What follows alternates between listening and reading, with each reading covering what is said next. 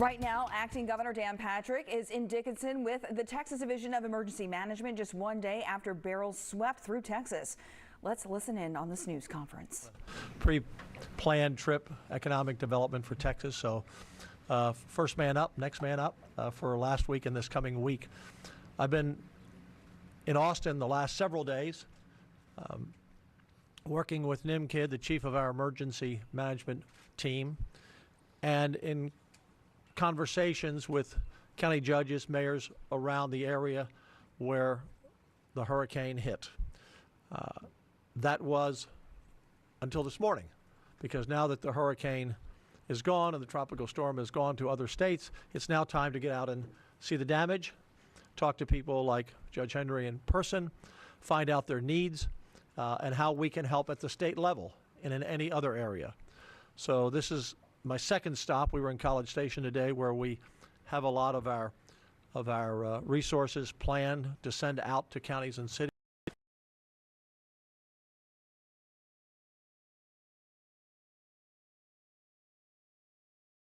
I lost him. We are listening in on a news conference here by he asked if we wanted a emergency disaster declaration, to which I said yes, if it's Part A and Part B of that disaster declaration, which covers our expenses moving forward for many of the areas that the cities and counties in the state will be putting out. He said yes, and so we have agreed to that, and we are appreciative that the federal government has stepped in, and they will pick up most of the cost as we go through recovery here of the storm. NIMKID can fill you in a little bit more on that if you have questions on that.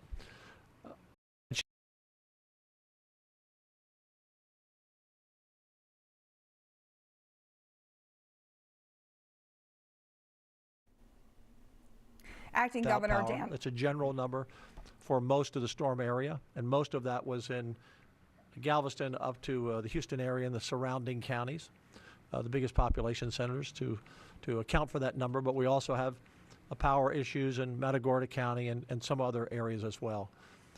I've also talked to CenterPoint multiple times, including yesterday, the day before, and this morning, and we are urging them to work as quickly as they can to restore the power in the safest, but in the quickest way they can, because we know, as a longtime citizen of this area who's lived through a lot of hurricanes, I've been without power for weeks. I know what that's like, and we know what that's like for the citizens of Texas. It's tough to be in the heat. It's tough not to be able to refrigerate anything and have food. It's tough not to even be able to go out and get food. We came in here today, and one of the things the judge told me, they have to cook their own food here. There's no place to get food. So that's impacting families all across this area. I have made sure that CenterPoint is aware of that, and have asked them to pull out all the stops to get power back as quickly as they can. They have brought 11,500 crews in, not crews, but workers, linemen, tree trimmers, to add to their force of 1,675 that they have on the ground. And so we expect to see about 1 million customers get power by tomorrow, and then more each day. But this is going to be a multiple day recovery. I'll let them speak for themselves, but we're in this first 24 hours, and we expect CenterPoint or Entergy or any co-op to work just as hard as we do at the state level, just as hard as Judge Henry does, and be prepared before a storm so that they're ready to act as quickly as possible. With that, I'll turn it over to Senator Cruz, who's joined us. Just came in a little bit ago for a briefing. I appreciate, Senator, you being down in the hurricane area. I know it's a busy time for all of us, so Senator Cruz. Well, Governor, thank you. Thank you for your leadership. Thank you for your strong leadership always in Austin, but especially this week stepping in as acting governor and dealing with this crisis, and doing so with the professionalism and attention to detail you always bring to serving the state. You know, I want to start by really commending all of the officials we have at the local level, at the county level, at the state level, the first responders. You know, for Texas, living across, I'm a lifelong Houstonian, living on the Gulf Coast. This isn't our first rodeo. Hurricanes are a part of life. We've grown up with them. And one of the consequences is that we have a team that knows how to deal with them. Judge Henry, you and I have worked side by side repeatedly in hurricane after hurricane, and thank you for the effectiveness that you always bring to emergency response and then to rebuilding. The first step in every crisis is always saving lives. It is first responders risking their lives to get out and keep people out of harm's way. And we've seen the fatality count right now is 7 from this storm. This was a serious storm. I was just earlier today in Jamaica Beach, was visiting with a woman who was in her home when a tornado struck the home and pulled the roof off her home. And she called 911 and she said in less than a minute, the Jamaica Beach police were there and got her out of her home. Now that's terrifying to be in your home and have the roof pulled off, and I went and saw it. It was the tornado had thrown it across the street about 100 yards away from the house, but it was a 1-minute response time for her. And I'll tell you, our first responders in Houston, sadly, one of the fatalities we saw was a civilian employee of the Houston Police Department who was coming in as a first responder, coming in because the city had asked him to be there to help people in crisis, and he came in and drove into an underpass and tragically drowned. And so we lost someone working with the first responders. We're grateful for the courage and heroism of the firefighters and police officers and EMS and everyone who goes in and pulls people out of harm's way. The next stage is moving forward, and as Governor Patrick said, dealing with power. We had, when this storm left, 2.7 million people without power. Those numbers are dropping. Right now, Dan and I both, neither of us have power, so I slept on the couch of a buddy of mine yesterday who thankfully did have AC. But you know, CenterPoint has committed to having 11,500 linemen coming in from all across Texas and from other adjoining states to be out there right now repairing the work. And I know there are a lot of people that are facing the heat, facing difficulties feeding their families, and we need to make sure that moves as expeditiously as possible. I'll tell you, yesterday, someone who's a good friend of all of ours, Mattress Mac, opened up gallery furniture in Houston to anyone who needed shelter, needed food. Mac texted me last night, said he fed over 3,000 people who came by and needed food and couldn't get food because everything was closed. And I got to say, that is one of the incredible things about Texans, is that when we face a crisis, when we face a disaster, Texans come together. Texans help each other.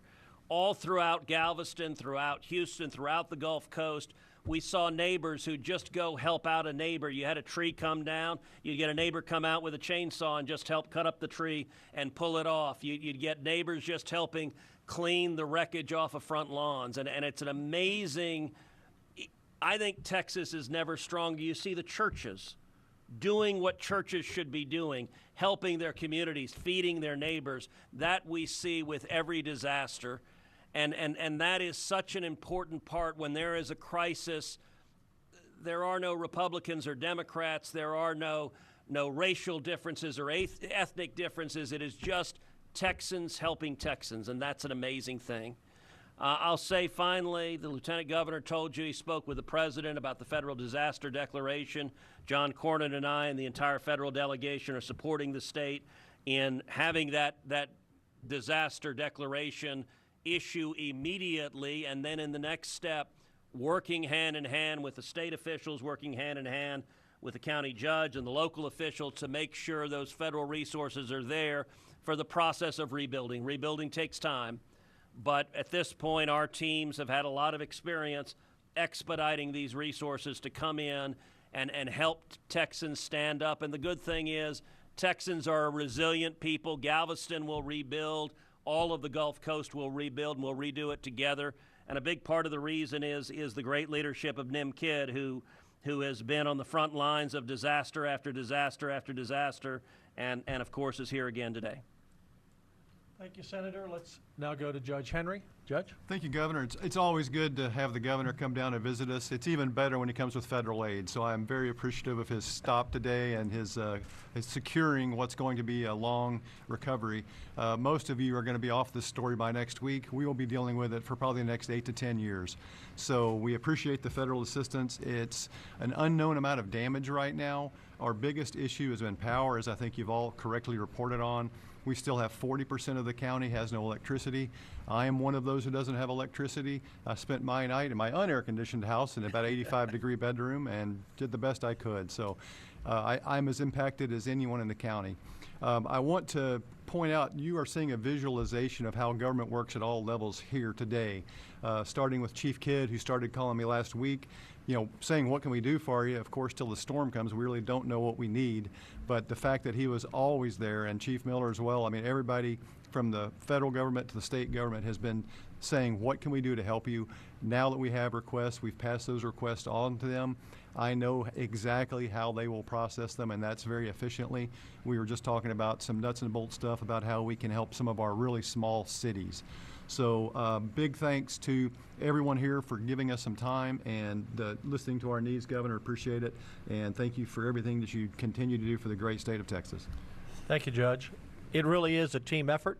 I think we have the best state team in the country, which means the best in the world, because let's face it, we're a state, but we really are a nation state.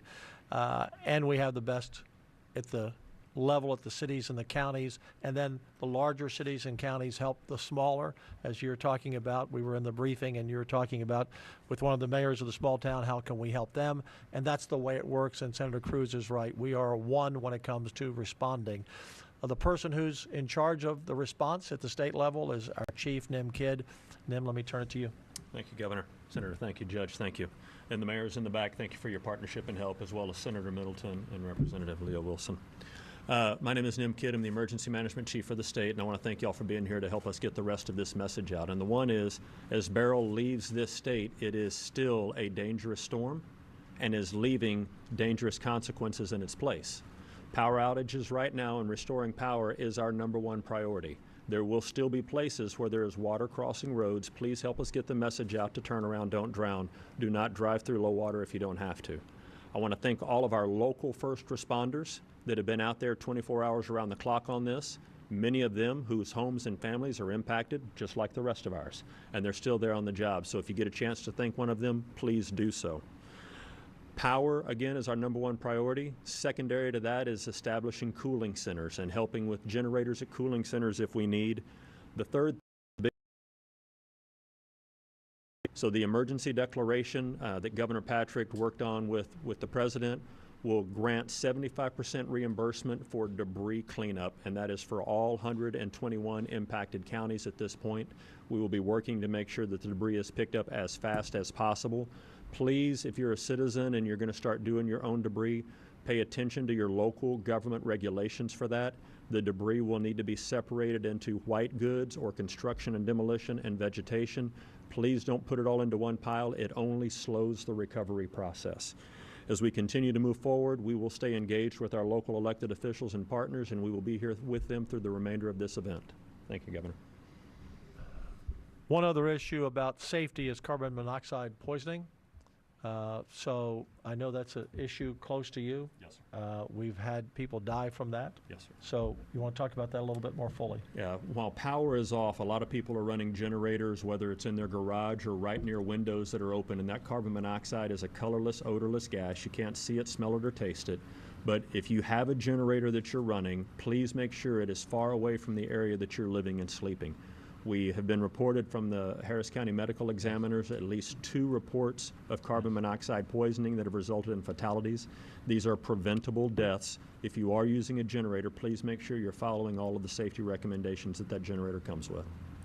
Yeah, so we've been talking about that the last couple of days, so we can't say it enough because obviously we've lost 2 people for this very issue. So it's really important for the media to get that out. The anchors at the news stations, the reporters, please include that. I mean, you literally may be saving a life by getting that story out to someone that says, gee, I didn't realize that. I just didn't realize it. Obviously, there are people who don't know that, and we want to help prevent any more deaths in this storm. With that, we'll open up for, I tell you, I'm going to hold questions first. Let me go to Senator Middleton and Representative Terry Leo, if they would like to say anything. Senator Middleton? Well, thank you, Governor. Thank you, Judge. Thank you, Senator Cruz. Unfortunately, this hurricane, we had more power outages than Hurricane Ike, which we know, was the most devastating hurricane we've had in recent memory. But we're in this together, and we're not going to be able to solve this if we don't work together like we are today. And everyone in state and federal leadership is doing that.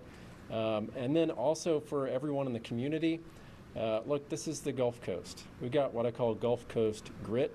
We're good at giving a hand up to our neighbors. But if you're wondering if someone is okay, if you think they have medically necessary equipment that has a battery that needs to be charged, don't risk it and call 911, please. We've already lost someone in Bolivar. Their oxygen machine ran out of battery and their generator died, and unfortunately they passed away. We don't want more stories like that. Also, if you think you need to go to a cooling center, please go. It's very important. We don't want to lose anyone else over this. So just make sure that you're watching out for your neighbor, and we're going to be here working to restore power as quickly as possible. And that was our top topic of discussion here when we met right before this press conference. So thank you, God bless you, and please make sure to keep up to date with your friends and neighbors so we can help them. Thank you. Representative Leo? Thank you, Governor, for coming, and also Senator Cruz. We really appreciate your help in all of this, and especially getting us the federal aid. Just to reiterate what Senator Cruz said and Senator Middleton, Galveston has a history of going through these storms, of recovering from disasters, and that's one of the great things about living here and the people here is when we have disasters, we don't have race, we don't have religion, we don't have Republican, Democrat, we don't have anything. We are all working together. So please check on your neighbors, be the Galvestonians that we know that you are, and please, like Senator Middleton said, if you need a cooling center, those will be listed on the county website.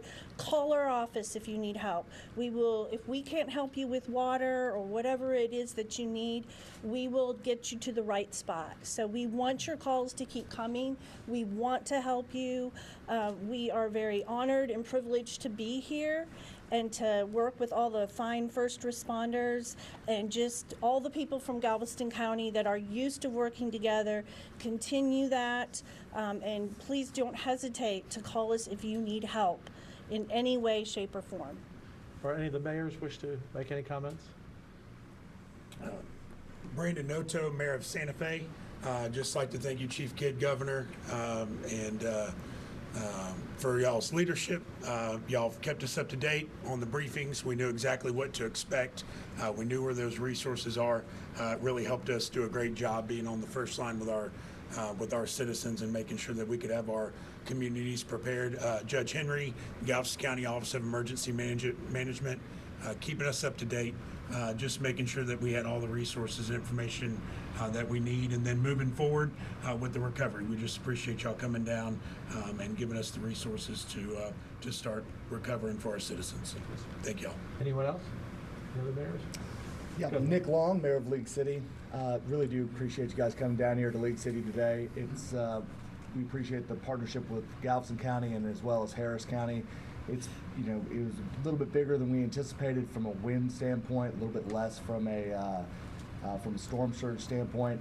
But now I think the biggest thing to kind of look out for also in League City is a lot of these traffic lights being down.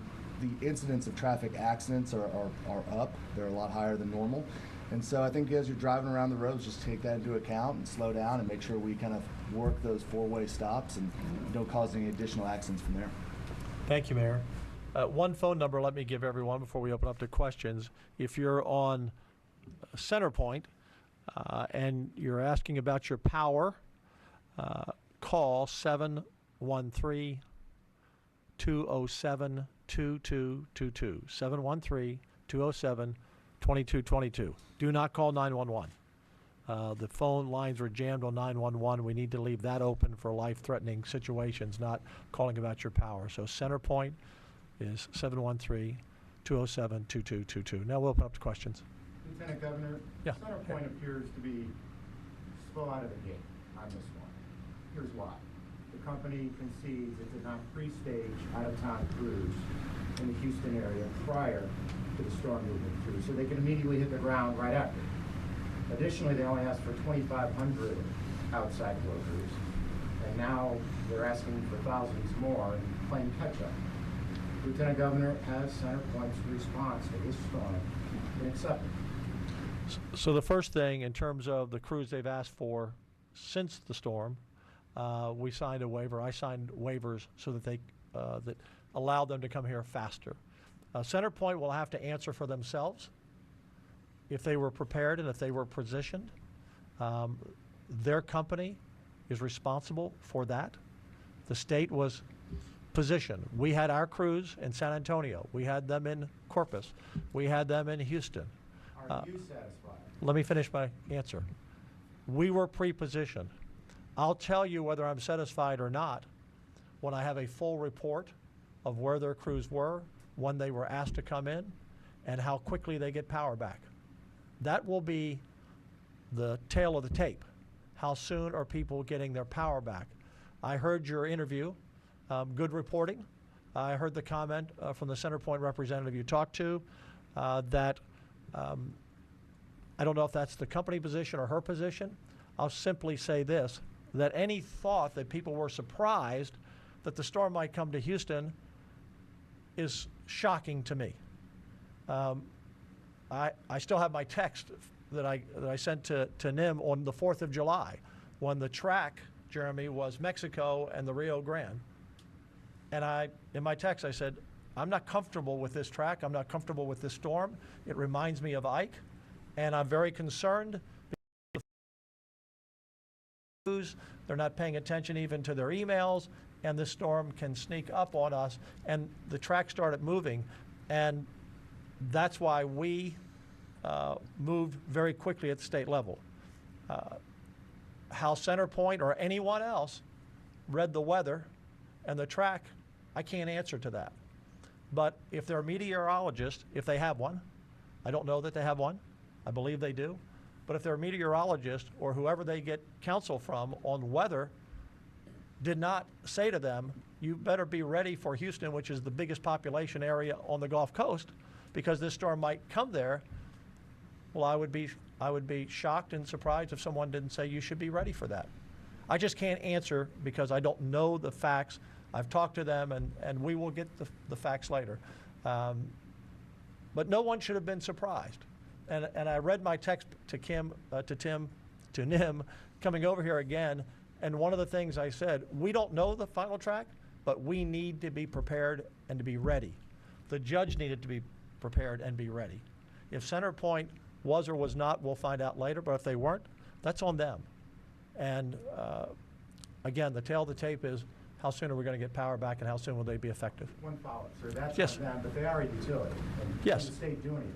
Well, we have a Public Utility Commission. Yeah, So, Jeremy, we do. You know, we're getting to a point where it's beyond inconvenience and into real public health and safety. It's triple-digit heat index. Sure. You have elderly folks, you have folks with small Sure. children. It's just not an inconvenience. And so, what do you pledge to do once the dust is settled to ensure that CenterPoint is held accountable? So first of all, Thomas Gleason, who's the head of the PUC, the Public Utilities Commission, we had a press conference with him yesterday. He's been talking to CenterPoint as well. And again, right now, Jeremy, if they made mistakes, we don't know if they did or not. If they made mistakes beforehand, then that will be addressed by the PUC. That's their job. And by the state legislature. That's our job. But today, Jeremy, I'm not looking at what they didn't do or should have done on Thursday or Friday or Saturday. I'm looking at what are they going to do now and how fast are they going to get their crews out, because now we're in the life-saving business. So instead of doing, we can do a post-analysis of their success or their failures after we get the power back. And so, but I think you've done a very good job of reporting on that, and I thank you for that. Lieutenant Governor, Yeah. just kind of a follow-up. Yeah. When that report comes out, are you going to also want to be able to see, because it seems like we're having these infrastructure problems, over and over again in Texas that the infrastructure itself is not suitable for something like this on a regular basis. Is that something too you think the legislature is going to take a look at?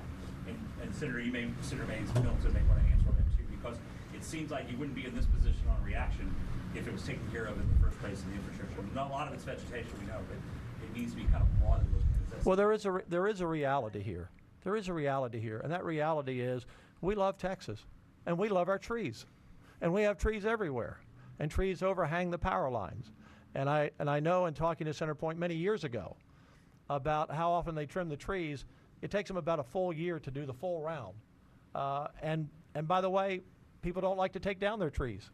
They want their trees in the backyard. They want their trees in the front yard. And we have power lines. And if you have an 80-mile-an-hour wind or higher, or even less than that, you're going to have limbs fall on power lines. But those should be able to be replaced relatively quickly.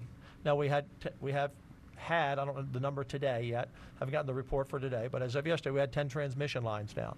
So this was a wind event that caused a lot of damage. And power, the highest record for loss of power was 2.1 million, I think, from Ike, and we were at 2.7 yesterday, and it may have climbed higher. So we are going to have to deal with the fact if you have a hurricane or a strong tropical storm and you have a lot of wires, unless we're going to bury them all, and that would take a long time and a lot of money, that we're going to have these situations from time to time. And I think people understand that.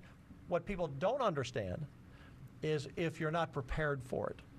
What they don't understand is if you don't have your people ready to go in right then. And we know that you can't send a bucket truck up if the winds are 35 miles an hour or more. It's too dangerous. We know they have to get out there, just like we all did, and assess the damage. And we know that they're going to make decisions, like the first decision to restore power to the vulnerable, to people who are in nursing homes or assisted living or other places where their generators failed or they didn't have any. That's the first people they're going to put up. The second people, if they have a circuit that has 150 people on it and a circuit has 10,000 people on it, they're going to restore 10,000 before 150. That's how they're going to do it. So the real question is, were they as prepared as they should be? And that's up to them to answer, and they will answer not only to the public, they'll answer to the PUC. And if we need to make corrections after that, we will. And if they need to make corrections, they will. But right now, we just want to get the power up, and I don't want to take their time up explaining to me what happened on Friday or Saturday. I want them to be on the ground, in the buckets, trimming trees and getting the power up. And Jeremy, that's really my answer to you. I don't want to take their distraction away from right now dealing with paperwork and who did what when. But we will have a post-analysis of this event and if there were issues so that they don't happen again. Any other questions? Senator Cruz, I want to, Yeah. because the federal Right. assistance that come along, just for the folks that will be watching, the damage assessments are the big part of that. Yep. Can you emphasize what needs to be done there so that the counties and the cities Right. can get that aid? Well, the way the federal process works is the damage assessment is driven by the state, and the state works hand in hand with the local government in terms of quantifying the amount of damage, both damage to public facilities and then also damage to private homes. And that quantification triggers under federal law different thresholds for funding that comes from the federal government. And my office works hand in hand both with the state in terms of submitting that information, but also with the local government. And you asked a minute ago about infrastructure, and I think your question is a very good one. I can tell you it is my view, particularly that when federal funds are being invested on rebuilding, that we should rebuild in a way that is smart. So, for example, most of us lived through Hurricane Harvey. It remains the second most damaging and costly natural disaster in U.S. history, and there were tens of billions of dollars that flowed into rebuilding following Harvey. I spent a lot of time trying to focus on let's invest that money in a way that enhances resiliency.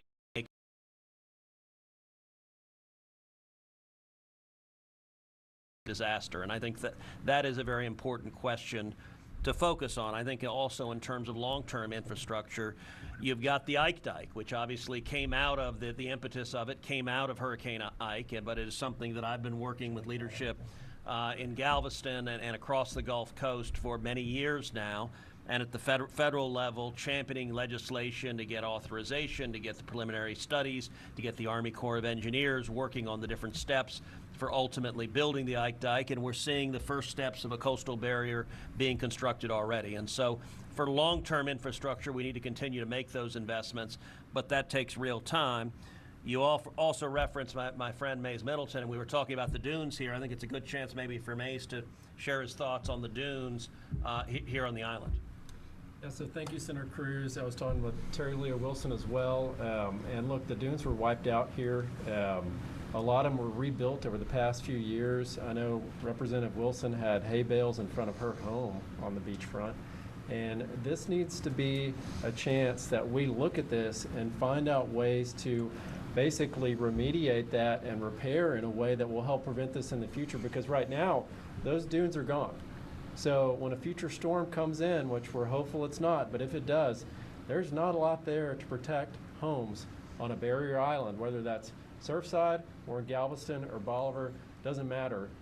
We need to make sure that we have a better way to restore those and a more sustainable way to restore those that will prevent future damages and also help stop storm surges that may come in. You know that Alberto had done some serious damage. It had, yes. Yes. Nim, did you want to add to that? So thank you for that question. I want to direct everybody to damage.tdm.texas.gov that's there on the placard in front of Senator Cruz. If your home has been damaged, please go to damage.tdm.texas.gov and report that information. We created this app kind of like some of the car companies that if you have a wreck, you take a picture and send it in and start your claim. This is not an insurance claim, but this is the damage assessments that we need to send that to the White House to ask for individual assistance for our residents.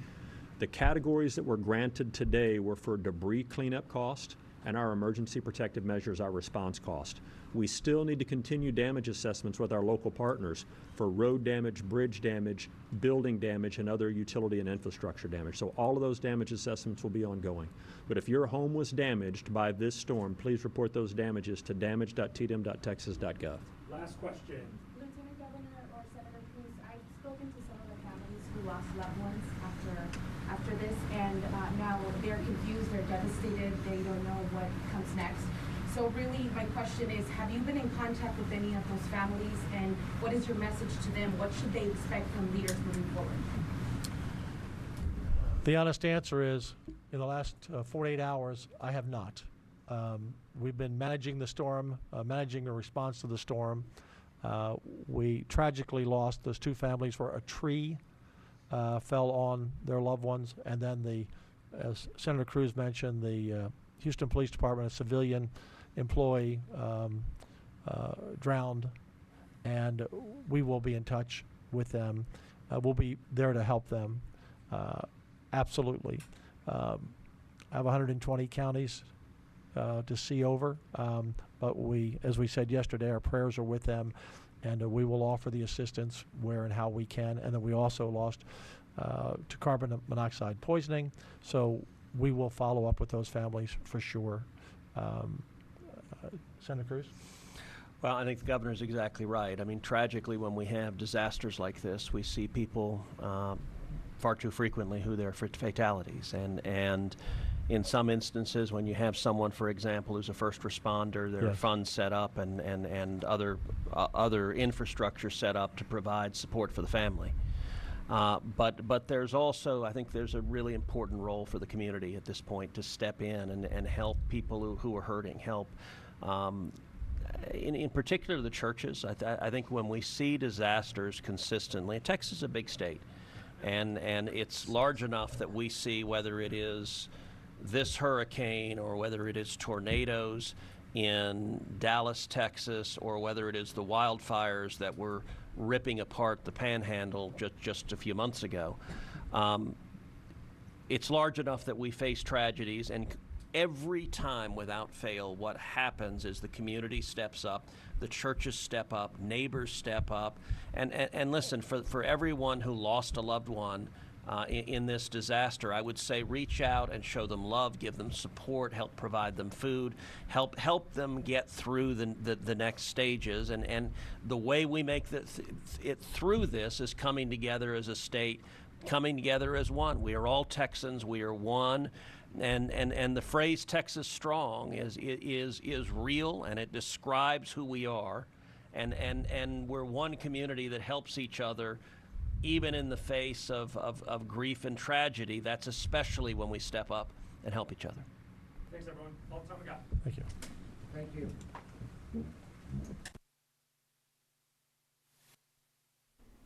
You just heard from Acting Governor Dan Patrick, Senator Ted Cruz, and Galveston County officials all saying that power restoration is their #1 priority. Patrick saying that he has signed waivers to get CenterPoint to come in and restore power as quickly and safely as possible. He says the goal is to have 1 million customers back online by Wednesday. Now, Senator Ted Cruz adding there to that statement that he has asked for the federal disaster declaration issued to happen immediately so that they can start cleaning and rebuilding. We'll have more on this aftermath of Beryl on the 411. Make sure you have our app downloaded as we continue to find out when power will be restored. We're going to continue asking for you. See you again at 4.